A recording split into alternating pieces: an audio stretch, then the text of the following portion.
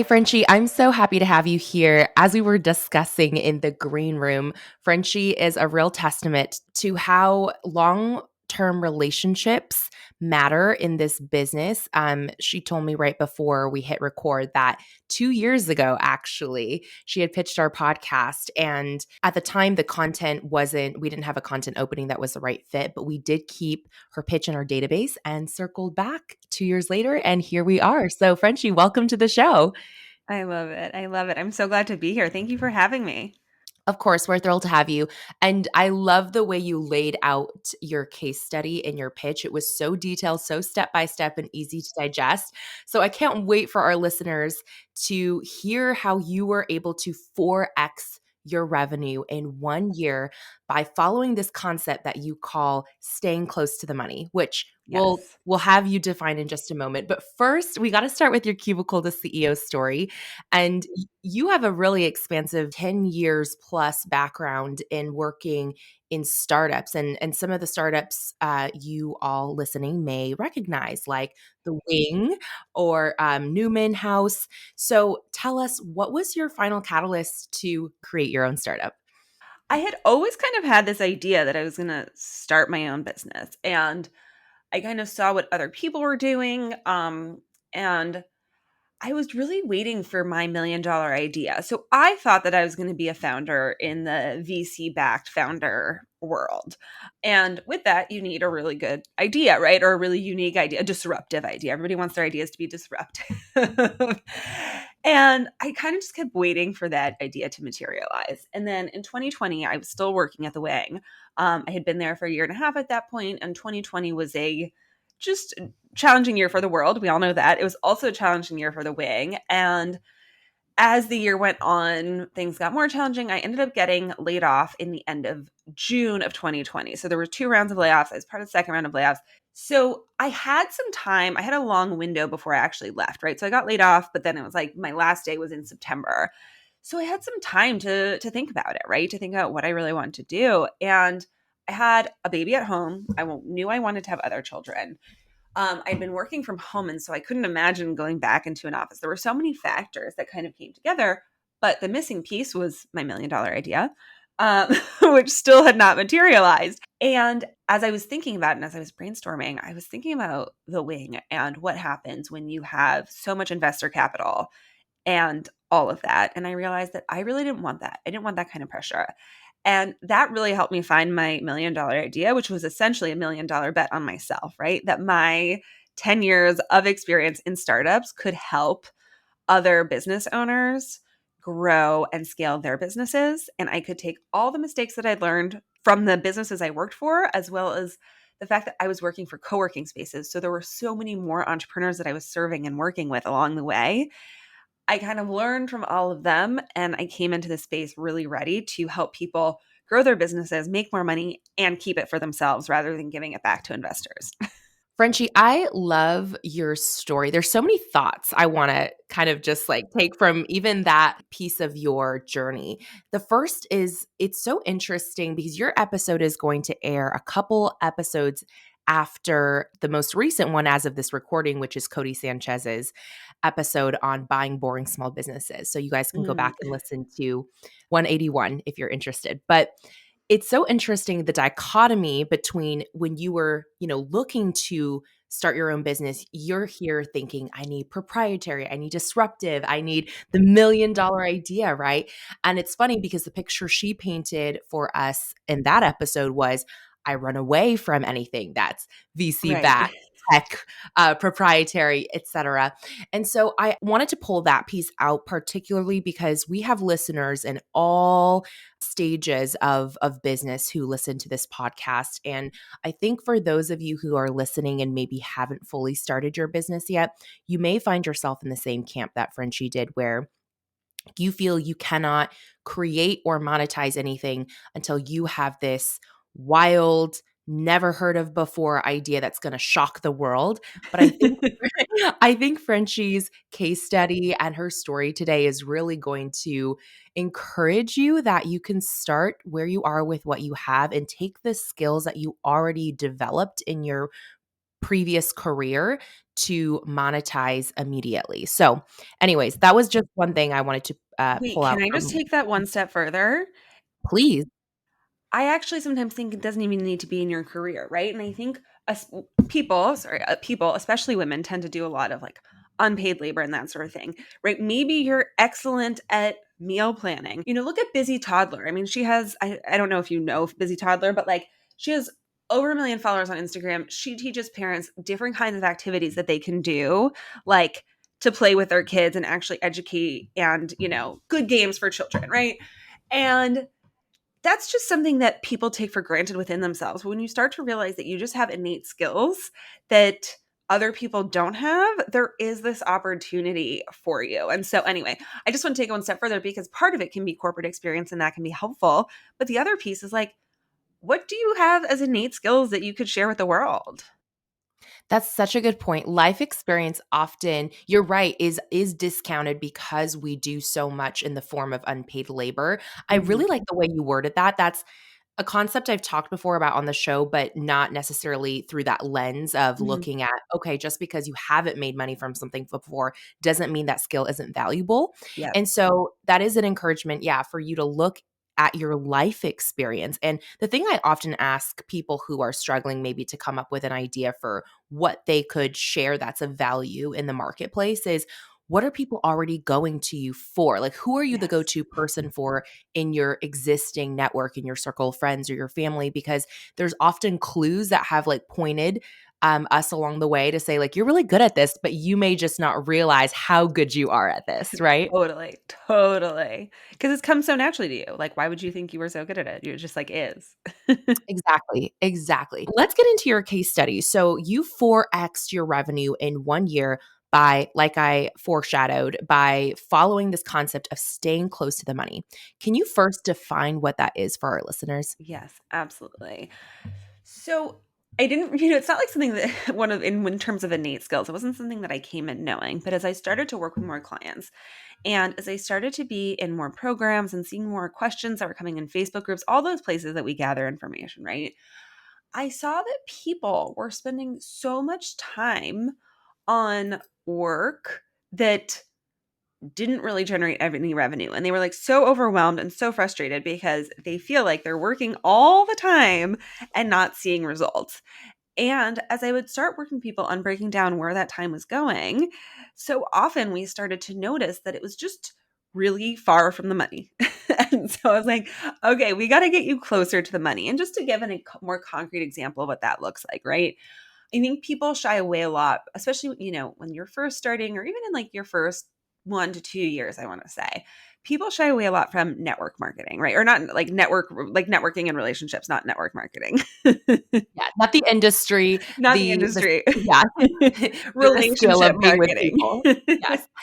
um and so as I kind of started talking clients through this, I'd be like, okay, so no hate on reels, right? I love reels. I make my own reels, but you can spend for a few people it actually takes hours, right? Like a couple hours making some really great reel with a transition in it that might go viral, that might get you more followers, that might convert, or that might end up on a call with you, or that might, or you can try and show up in a room full of people and actually just like directly connect with them and see what happens.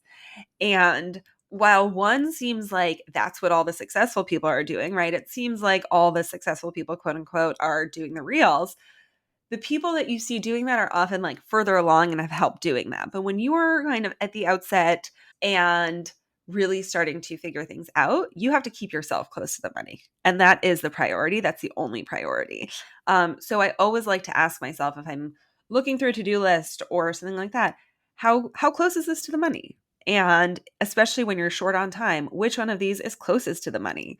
And so that's kind of where it came from and what it means. I also just want to add because as a solopreneur, it's really helpful at the beginning. As you grow a team, it's really helpful from a team prioritization perspective. And one thing that I noticed working in startups is just how often different people were not working towards the same shared goal.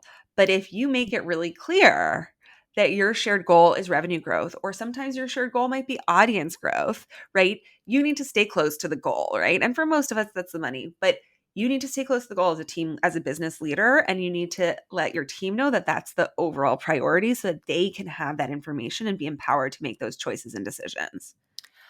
What a great filter for prioritization. I love this question. I hope all of you write this down if you're one to take notes. How close is this to the money? That's such a great, just quick little, in the moment question that anybody could ask themselves to kind of, it's almost like a guardrail, right? Like Yes. just to double check, should I really be spending my time on this today? Especially to your point, I really appreciate that you added in that additional context of, look, if you're a solopreneur, what is close to the money for you is going to look different than someone with team support, right? Right. Because yeah, so that was really really helpful. One thing that I really like about the case study that we're uncovering today is how you implemented that with just one first change, which we'll talk about next, but then how that one decision kind of led to basically a cascade of decisions that allowed you to, like we mentioned at the beginning, 4x your revenue in a year. So let's start with that first decision, Frenchie. You took a look, you audited your time, and what did you discover about your Instagram? So I realized that my Instagram wasn't bringing me clients really. It just was not driving what I thought it was. And so I made this choice. And I actually think that I have a post about it or a reel about it. I'm not even sure. I have to go back and look. I think my baby was like 3 months old when I made this decision. So some people might have thought I was like a crazy postpartum lady. Like I kind of was too. But like I also was being strategic about it. And I was like, I spent so much time making content and I love making content, but it felt like it didn't make sense anymore if it wasn't helping me make more sales. And so I decided to shift away from really having more educational content, for lack of a better term, on Instagram. And I was like, well, then where am I going to put that? But my new role is that if you want that educational content, you can totally have it, but I'm just going to ask you for your email address, right? Like it'll be free because my emails are really where I come to life and where I build relationships. And, and I know that with email, it's getting into your inbox. You choose whether or not to read it, but Instagram isn't deciding whether or not you see it and all of those sorts of things. So that was like a really kind of important moment for that. I always like to add some extra context in here because I know some people are like, oh, Frenchie, left Instagram, so I should leave Instagram or I should stop doing whatever, this, that, or the other. And I think the key here is to realize that every platform can work, every strategy can work Oh, yeah. for different types of businesses. But to Frenchie's point, and it kind of goes back to what you were saying earlier, there are long-term and short-term levers that you pull in business to grow. And I think where most people go wrong, exactly like you smartly pinpointed, is that they focus 100% of their time on long-term strategies Hmm. like audience building through Instagram when that may not be the most efficient short-term path to cash flow. And I think you have to be able to do both simultaneously if you are wanting to survive essentially as a startup. So, really awesome that you were able to look at the data and actually determine, okay, educational content on Instagram isn't where my clients are coming from. I'm curious, when you made that announcement post, did you choose to fully stop creating content for Instagram or just stop creating educational content for Instagram? So it was just the educational content. I'm still on Instagram. I'm pretty active on Instagram. I like being there, but I shifted also, I guess I want to say I shifted my perception of it, right? Like I shifted the role it played in my business, Mhm. in that I saw it as more of a place to nurture people, a place for people who I say it like I started taking like an outside in approach to Instagram. So I would do things like guest on podcasts and things like that. And then people inevitably would follow me on Instagram. And so then they got to know me like a little bit better. But it's more Mm. personal, it's more behind the scenes. It's, it runs the gamut from sometimes random thoughts that I'm having to sometimes weird reels because I get all sorts of weird ads. I see it as more of a nurturing tool at this point. And my main goal with my Instagram is then converting people onto my email list, either through strategy snacks or other freebies that I have. So smart. So this podcast that you created when you left behind educational content on Instagram, that is the podcast strategy snacks that you put behind an email opt-in, right? So people have to Exactly. subscribe to receive. Yep. So how do you execute that? Like what I mean by that is like what software are you using to deliver so that you ensure only subscribers are receiving the podcast access? So I use Hello Audio, and that's basically how people get access. I think people sign up through ConvertKit, and then I have a Zap or something. Like Ah, something happens, but those people can then listen to it on Apple Podcasts and Google and all of those places. But it does send you some sort of custom link just to make sure that it just goes to you. Now, can people share things and all that? Yeah, same is true with any like lead magnet or anything like that. But just tactically, that's how it works. And it's interesting because I mean, you have this podcast and that's one strategy, but I was also like, I'm not really going to know who's listening, and I wanted more information on the people who were curious and listening and all of those sorts of things. So that was kind of how I started going about that. well, I think your decision to I hate using the word gatekeep, but to filter, right, to add in that extra layer of commitment essentially from the listener by having them give you their email is so smart for the type of business you have, which is again why I think I really resonate with how you teach is you bring context into everything, and that's a quality that I can really appreciate because for your business model, right, like primarily as a coach or educator, it would make sense to maybe have less discoverability because people are having to opt in to receive access to the show, Right. but your conversions on the back end are much higher for your actual paid offer. Whereas for Exactly. us, we keep a podcast or our podcast free and public because our goals as a media business are very different, and it's all about reach versus Yes. back end conversion. So anyways, just wanted to add that extra layer of context for anyone listening. Yeah, but it's important, right? Because what you're also saying there is like quote unquote close to the money.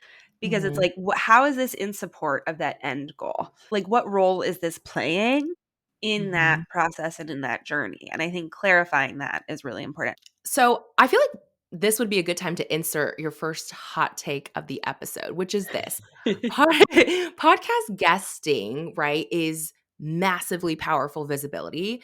You're getting in front of other people's audiences that you do not own. However, I think something a lot of people don't realize about podcast hosting is when Mm, you have your own show, whether you put it as a private podcast feed like yours or a public like ours, it is actually one of the lowest discoverability content channels, just mhm. in the nature of how podcasting works in the current, structure.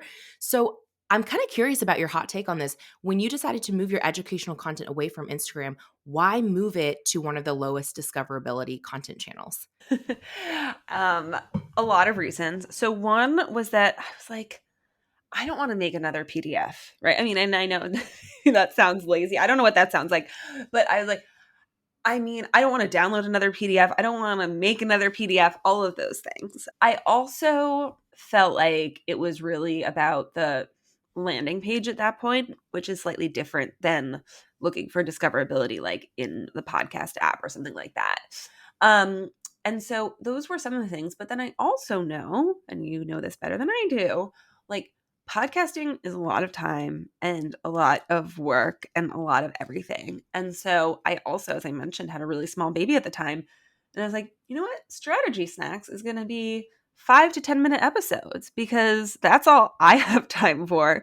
But also, so many people don't have time to listen to whole episodes of podcasts. And, when it's a conversation and it's engaging like that, like in that way, it's fun to listen to. But in terms of what I was trying to deliver, which was fun, but also just like getting to the good stuff in terms of the educational piece, I was like, it doesn't need to be longer. And so that was the other piece that was a really important part of that decision was because I know it takes time to grow, it takes time to build your list through lead magnets anyway. I didn't want to spend hours and hours a week recording content and trying to edit it and all of that. The great thing about 5 to 10 minutes is that editing takes less time if you need to edit because I didn't really need Mhm. to edit much because less can go wrong in 5 minutes than in 45 minutes. That is a very fair point. So when you launch Strategy Snacks, then these 5 to 10 minute episodes, like you mentioned, is this once a week? And how did you promote Strategy Snacks? Yep. to get those first opt-ins? Yeah. So I decided to do it as almost a pre-launch event. So I had validated my offer the summer before, which was called Business Genius Bootcamp. And I think I had just done an email launch and that sort of thing. And I had gotten a group in and it was great. And so I was like, okay, I need to double down on this. And I decided to do season one, so seasonally at that point, of Strategy Snacks. And I did 2 episodes a week. And it was for, I want to say it was 20 episodes, so 10 weeks from pre-launch, about 6 weeks pre-launch through the launch, and then a couple weeks after the launch. And they were all solo episodes. So that was kind of the first piece. In terms of converting people, I shared it a lot on Instagram because that's where my audience had been and all of that. I also asked business friends who I'd made at the time just to share with their audiences too, and if they would be up for that. And I am a big proponent of just asking friends. Like, I love to share people's stuff. I ask people to share my stuff. Sometimes you get a yes, sometimes you get a no. It's never personal. And that really helped to start building up some of that momentum. I think that it also re-energized some of my existing Instagram audience because it was like a different way to get some of the stuff that they had been getting. And those who were already actively following it, they were like, well, I still want more of that, so I should go download it.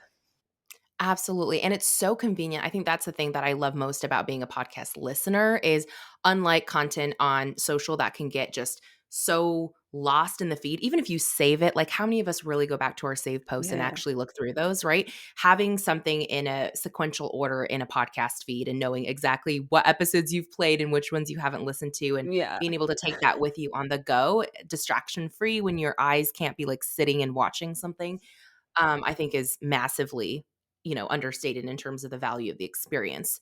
So you did this, you launched Strategy Snacks, and then that quickly grew your list by, 80%.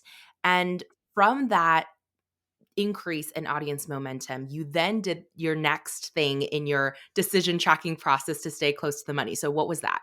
Well, so the 80% growth then then I led into my launch for Business Genius Bootcamp where I had double enrollment from the first time around. So that was already massive. And Amazing.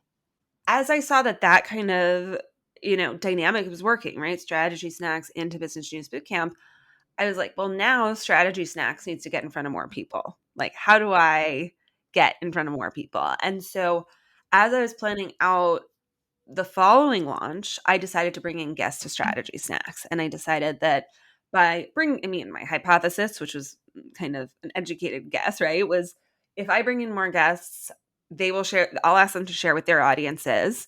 And then that will help to bring more people into this program and then more people into the boot camp and so on and so forth. So that's exactly what I did. It's a brilliant strategy. It's a thing that I sound like a broken record if you've been a longtime listener of our show, but leveraging other people's audiences, using borrowed traffic to your advantage is the fastest way to sell your offer by far, Mhm. way faster than slowly and painstakingly growing your own audience in a vacuum. And I love that Right. you're using, guests on your show to help you expand your reach, like you said, outside of your own community. Before we get into that strategy, I just want to quickly back up for a second to the part where you did your second Yes. business genius boot camp and how you doubled your enrollment. Did you do anything different in that launch from the prior one, or was it just purely based on the list growth that you saw through launching Strategy Snacks as a podcast? That's a good question. The biggest difference, was that I also hired someone who was a one-on-one client of mine at the time, Liesel, who's amazing. Um, she did a sales page audit kind of on my sales page. So I hired her to just optimize my sales page. That was, I think, just played such a big role in it because I not only did I double it, but I doubled it without sales calls. Mm, huge. And what is the price of your boot camp? It's 2,600 or 25.99. I was like, I think I'm supposed to say 25.99. It was 1,800 at the time.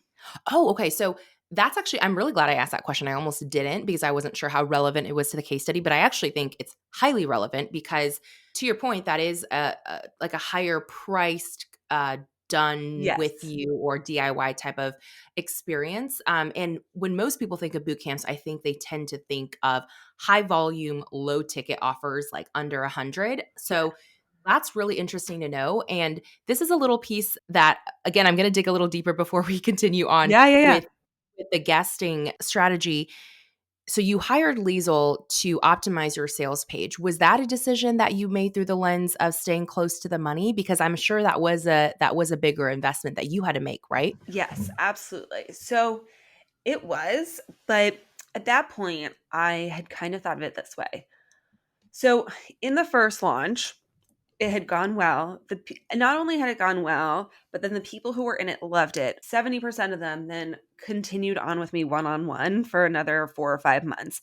And so I was like, there's something here. And it was a little bit of knowing that there was something there. I was like, I need to make sure that I'm not getting in my own way of how I communicate this so that other people get it. And Mhm. I'm a little bit too close to it.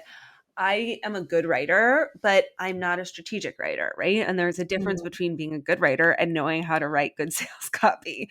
And Yeah. so I really wanted to make sure that the sales page was a proper representation of what I knew about the program after its like first round, where I learned so much about the impact that it had, the benefits that it had, and all of those things. So that's Mhm. really, it was very much through lens of like, I want more enrollments, and I think this is going to be a key piece to it. Yeah, no, that completely makes sense. And something that I think is great to take away from your decision to invest there is, along the theme of staying close to the money, I think sometimes as people are starting out in their business journey, or honestly, even at any point in the business journey, it's so easy to get distracted by offers that sound like a cool possibility in theory, but it's not something that's directly applicable to what you're doing right in the moment, right? And Absolutely. so I love that you chose to I'm assuming you're smiling because this is something you've experienced as well, but I love that you chose to wisely invest your dollars in something that was immediately actionable. It was like, I'm having this launch right now. This is the one thing that I could pay for that will actually measurably increase my sales Yeah. from this thing that I'm already doing, right? Yeah. Well, and I'm also laughing because one of the things that I specifically teach in the boot camp is investing wisely. um, because it's such a challenge. And there's so many attractive offers out there. There's so many shiny objects, and they're shiny for a reason, and they can be helpful. And so one of the things I talk about a lot is like, it's not about making a good or bad investment. It's just about making the right investment at the right time.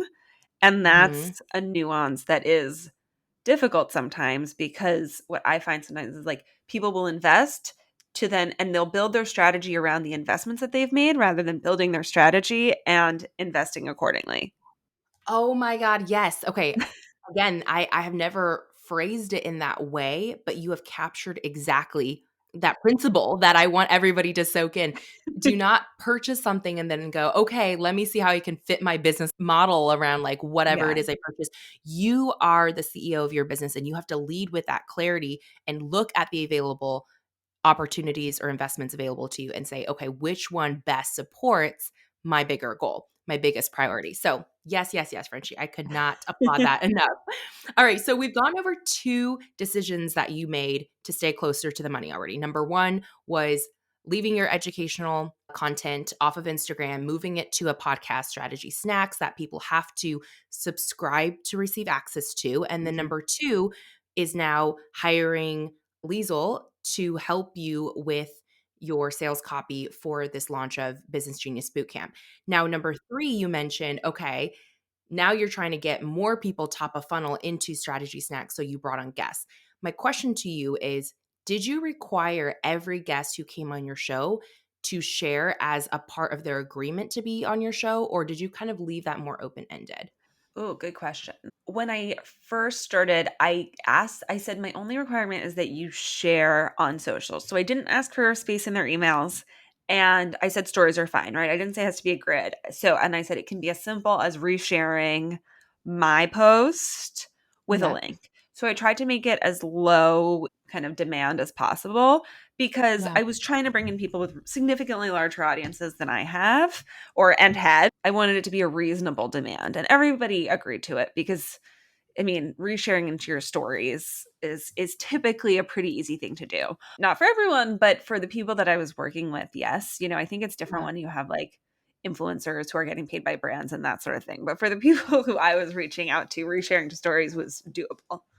Right. No, low lift. That's a great way to think about it. What kind of momentum did you see for your list growth and opt-ins for strategy snacks from these guests? Like how many guests did you bring on in that new season? Yeah. How did you okay, this is like many questions layered, but what was the growth you saw from that? But I guess the second main question is how did you select or pitch the guests for them to see the value in coming on your show and sharing? Yeah. So there's definitely a lot of layers to that. So first, I would say, again, to kind of your point, all about the power of relationships and the power of collaborations. And so I started by leading with some kind of with I think it was two or three people who I knew in one way or another, not necessarily super well. Some I knew them better than others, some I knew like 10 years ago. Like here we are again. And so those three people were Laura Belgray, Sun Yi, and Dara Brustein. And they were the first three people I asked. And my strategy there was really kind of saying, wanting to use essentially their names as anchors to then attract more guests. Um, Mhm. so, I knew that more people who didn't know me quite as well would be more likely to say yes if they had kind of seen that other people whose names they recognize were saying yes. So I started there. And then from there, I started to put together kind of the dream list of people. And part of that was making sure that it was a representative audience. Part of that was very simply looking at followership, knowing that most people were going to share on Instagram. I was actually looking at more Instagram followers than I never asked anyone how big is your email list or anything like that because it was irrelevant in that particular case. And I had 9 spots for guests. And the great the side benefit that was not planned of having a 10-minute show is that it was also a very low time commitment for guests to Mhm. participate. And they were actually just sending me voice notes of their answer. And so they could do it on their own time. We were not recording together. It was like I tried to make it as easy as possible for them to say yes. And so that's kind of how it panned out over the course of it. And then in terms of the growth that I saw, I think it was like another 50% growth. I mean, each time a guest episode went out, I just saw these like, convert kit, like those pops. I love the graphics that they do. So it was very rewarding. And it really helped to bring in not only more people to my list, but more of, quote unquote, the right people, aka my ideal audience. And I think that's just something that I want to get more specific about here because I think that we tend to equate like audience growth, list growth with like money growth. But if like at the beginning when my list was comprised mostly of my family, nobody was buying because they're my family and they weren't really my target clients. So I think that was the other big piece was that I was seeing people come into my world who were actually also potential clients or at least were really getting a lot of value with what I was putting out there. 100%. I think that audience alignment is so key if again, the end priority is the conversion. And we love Laura Belgray here at Cubicle the CEO. So I'm so glad that we have that mutual friend in common and that she was one of your first guests. Your comment about using more well-known names to anchor the invitation to future guests because it's always easier to get the fourth or fifth yes than the first yes reminds me of a conversation that we had with another prior guest on our show, Kim Lewis, who was talking about when she was launching Curl Mix. She was a product that had gone on Shark Tank, and she was having problems with getting any media people to commit to helping to promote their crowdfunding launch until she got one big name in the door, Refinery 29, and then everybody else was like, oh well, we don't want to miss out on the scoop if this big Yeah. media outlet is covering it. So just reminded me of that wisdom. So thank you for sharing and walking us behind the scenes on that. So now we've gone through three, right? Yes. Three different decisions of staying close to the money. The fourth one you kind of already sneaked in, I feel like a little bit, but I want to expand. You mentioned that about 70% of the people from your boot camp actually ended up continuing with you after the boot camp in a one-on-one capacity, which by the way is like an insane conversion, right? Like 70%. Wow. So we got to talk about this. Like this offer, if I remember correctly from what you had pitched us in your initial email, was not something you had the first time you launched Business Genius Bootcamp. It was a decision you made based on staying close to the money. So tell us about that. Yeah. So after seeing, that 70% conversion into one-on-one, which I had also kind of just invented on the fly because I was like, I feel like they want more. Let me give them more, And I think sometimes we can get really precious about our offers and what's in my suite and what's not in my suite. I was like, well, let's give it a shot. Great. Let's see what happens. So for the second time around, I thought, okay, well, let me test this again. Let me see if this nuts out. But I'm going to offer this as a group program this time, mostly Mhm, from a bandwidth perspective for myself, but also mhm, because, well, thinking that's one of those where I was thinking about short term and long term, but also thinking about the long term strategy. I was like, over time, that will be more scalable. And if I can sustain it as a group, then I can really build this into more of a kind of ongoing ecosystem. And so I pitched it to the people in the program, had another 70% conversion rate. I was like, oh, okay, we're onto something here. And, I'm always hesitant to talk about this. I don't want to say publicly, but because I don't ever want to be the person that's like, the boot camp will kind of give you something and then you're going to leave feeling like you need more. And that's how I upsell you because it's like kind of halfway. No, I actually think that what I started to realize is that the boot camp is such a trust builder for people. And it's kind mhm, of that first step that they need to start seeing the benefits of investing in their business at the right time in the right thing. And then they want that ongoing support to, they're like, wait, there's more here. I want that. I want that more. I think that the first time I did the group program, which I now call Business Genius Masters, it was 4 months. And I just, because we were wrapping up in May or June ish, and I wasn't launching again until September, October. So I was like, all right, well, let's mhm, just go through the summer. And actually, of the 70%, mhm. most of them ended up deciding to re-sign through the end of the year, like through December. So in September, I was Oh, like, "Do you wow. wanna keep going?" And they were like, "Yeah, let's keep going."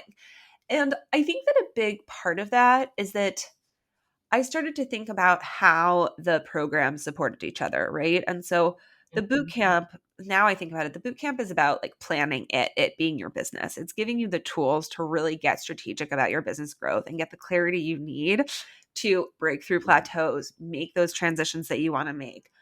And then the master's program is about building it. It's about actually doing what's on the plan, which is, we all know, the hardest part. yeah. And that's where the group also becomes really powerful, is that one-on-one Mhm. accountability is one thing, but when you have the group there and you have other people celebrating your wins with you, it really comes to life. And so I think about Business Genius Masters as really an implementation program. So if you are like just amazing at implementing things yourself, then Masters is fun from a community standpoint, but might not be necessary as much as for people who have a harder time self-motivating around it. So anyway, that was kind of the journey into that. And now masters is a core part of my offers and what I do because there's a demand for it.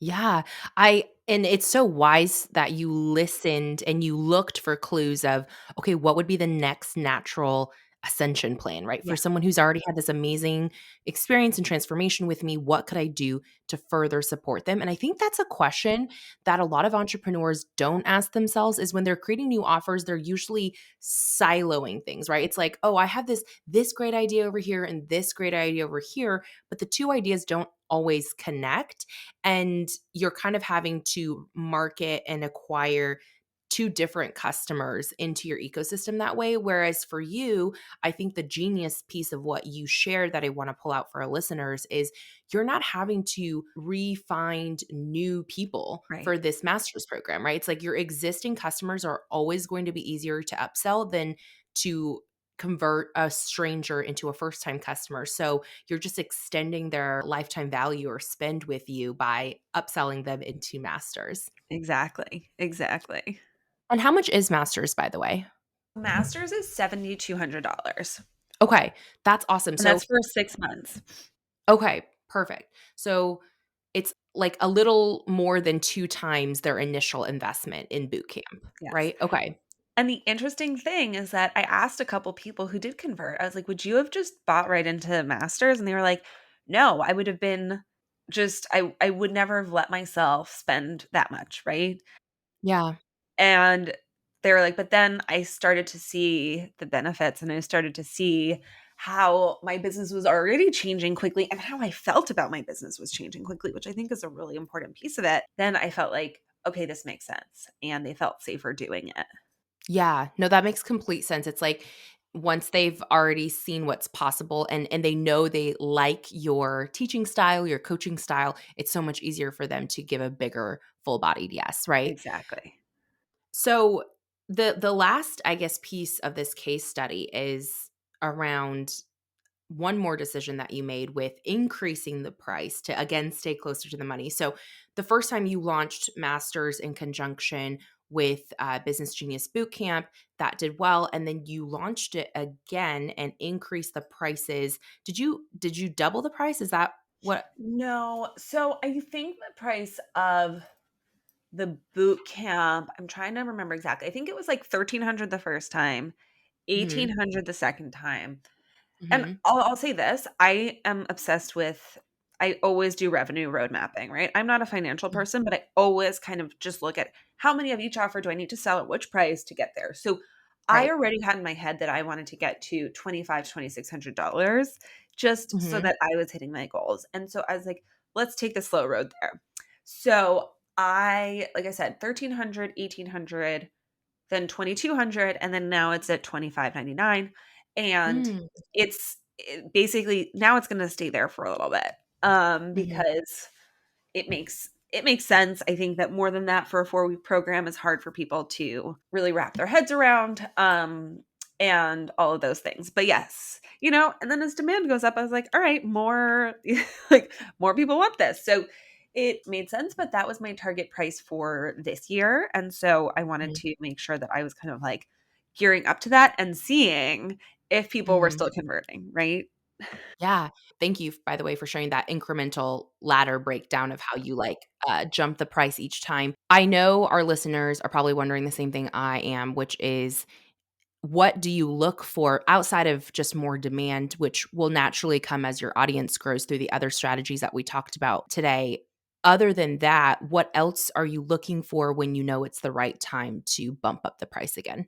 Yeah, I think that's a good question. I think this is where sometimes I can have blinders on, which is a blessing and a curse. And I was like, well, that's my goal. So I just need to get there. So I think that was a piece of it. I think the other piece is that I have, as a holistic business model and as a general belief, just like a higher ticket business model, right? And I knew from early on that at least for now, didn't want to go down a high volume model for a bunch of reasons, but also because I have kids and all those things. It just felt like overwhelming for me to navigate all of that. So those were some of the components. The other components were really starting to hear people's results and the financial results that they were getting, and not just hearing Mm, from them within the 4 weeks, because I basically feel like, not that I take credit for anyone's successes because it's never me, it's always them, but I can't take credit, quote unquote. Like what they learned from me bears less impact on the results they get in our month together than in the results they get 6 months later. And as I had more space from, cohorts, I started to see just that ongoing benefits that they were getting. And so I realized that the business impact really was significant just from this 4-week program, that the value of it could really be justified over time in such a different way. And what I mhm, teach in the boot camp is, it's funny because I came up with the boot camp idea when I was kind of looking at the online space, and I was like, there are so many people in the space who teach people what to do, but no one is really teaching people how to think about their business, right? Like, I mean, this mhm, conversation is really how you think about your business, how you make your business decisions, and all of that. And I was like, I want to be the person that teaches people that. And so the program, unlike other things that, not to say there's anything wrong with a TikTok strategy or anything like that. I think it's great, but it might go out of style, right? Like it might not be mhm, around in 5 years. We're knowing how to think strategically about your business, how to make decisions, how to goal set, all of that. That's not going anywhere. And Mhm. yeah, so I think that was kind of the other piece, is that just seeing the lifetime value of it really helped me make that choice. Also, to your point, a strategy is only as ever good as the person executing it, right? So, I mean, exactly what you said, being able to think as a leader is way, way, way more valuable of a skill set than just knowing tactically how to do one one-off skill that may or may not even apply to your ecosystem or your business depending on what your end goal is. So, Yeah. um, that's cool. It's like I feel like you're the thinking coach. I mean, I know that's not what Yeah, yeah, no, that's I not your like it. I'll title, take but it. yeah, it kind of is like what's top of mind for me. Okay, so in summation, with today's case study, you 4x'd your revenue through making these 5 strategic decisions to stay close to the money. In 2022, you ended with 150,000 as a solopreneur.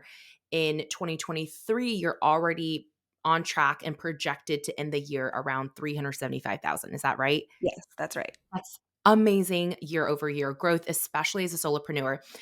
For that extra layer of context, though, Yes. did your expenses or your energy and time output increase accordingly with these big jumps in revenue? Or because you've been so, I guess, strategic in staying close to money, do you feel like more or less those inputs have stayed the same, Mhm. but you've just seen the growth in output? That's such a good question. I'm so glad you asked that, because that's like one of the things that when I'm like looking at people in the online business world and everyone's like, "Oh my gosh, $1 million." I'm like, "But like how much are you spending?" Right? So anyway, I Mhm. appreciate you asking that. So for last year, 2022, I think I made a tiny bit of profit. I spent a lot on coaching. And actually in hindsight, I might have spent too much on different kinds of like coaching and learning, but I felt like I got a lot out of it. From an energy and output perspective, I would say I'm better at managing energy and output than money. So, to be totally honest, like, because and I wanted to like do these programs and do that sort of thing, and so I worked with some amazing coaches. Then at the end of the year, I was like, all right, I've learned all these things, and let me practice what I preach and now focus on implementation. So this year, Mhm. I'm really scaling back on a lot of those expenses. So I believe that my kind of profit and all of that is going to be much higher this year. My biggest investment for this year is hiring an OBM so that I can really Mm. focus more on kind of like strategic thinking, audience building, visibility. And now that I kind of, and this is another strategic decision, right? Is that now that I know the revenue engine, right, which is bootcamp and masters, I can optimize that and automate that as much as possible, which is what my OBM can help me with, so that I can keep Mhm. focusing on bringing more people into my world. Mhm. So it just timing wise made sense. That that is so great that you're so clear on exactly what you need to do next to grow at the current stage of business that you're in. And Yeah, again, it's all about it all goes back to that, being able to think at every stage in your business, not just learn this one skill that may only apply for a short season. So, exactly. great wisdom. I want to end our conversation today with one final hot take. I actually pulled this from your website and Oh my gosh. it jumped out at me because the name of our show is Cubicle to CEO, and we often address our community as like, hey, CEOs. So I just wanted to hear your take on this. You said, quote, anyone can call themselves a CEO. It takes discipline to succeed as one. We've obviously addressed this quite a bit in our conversation today, but is there anything you want to add here to why you said this? Oh yes, I mean so many thoughts. I'm like, this is a hot take turned into like a really hot, like just a long hot take. I'll keep it short. Discipline sounds boring, and I think that's the tricky thing. But growing your business is really boring. It requires so much of doing the same thing over and over again. And I think that a lot of times the idea of shiny object syndrome is really just the pursuit of novelty. And Mhm, there's nothing wrong with wanting some of that excitement, but a lot of times what starts to happen is like we put off what we actually want for these like short-term dopamine hits. And it's like one of those things, right? Where it's like I get why you do it in the moment. I do it in the moment too sometimes, but what you really have to do is ask yourself, is this close to money or is this mhm. really in support of my long-term goals? Okay, mic drop. Thank you, Frenchie. That is excellent wisdom to end on. And Frenchie, where can our listeners go to further, well, obviously, Strategy Yeah, Snacks, the exactly. Please go podcast, listen to but Strategy Snacks. yeah, give us the link for where they can go opt in and anywhere else you want them to connect with you. Yeah, absolutely. So definitely connect on Instagram. I know that I just said that it was my pursuit of. I'm on Instagram. I love to connect there. I am always happy to have DM conversations and all that sort of thing. But listen to Strategy Snacks, get on my email list. I ask all sorts of weird questions in my emails, and people love to respond to them. So those are really the two best places. But otherwise, always feel free to email me, drop me a line, anything. I think I made this clear along the way, but my favorite thing to do is to connect with people. Amazing. And yes, you absolutely did. So if you're curious, we will drop all of Frenchie's links below in the show notes so you can click over. Frenchie, thank you so much again for joining us today. Thank you so much for having me.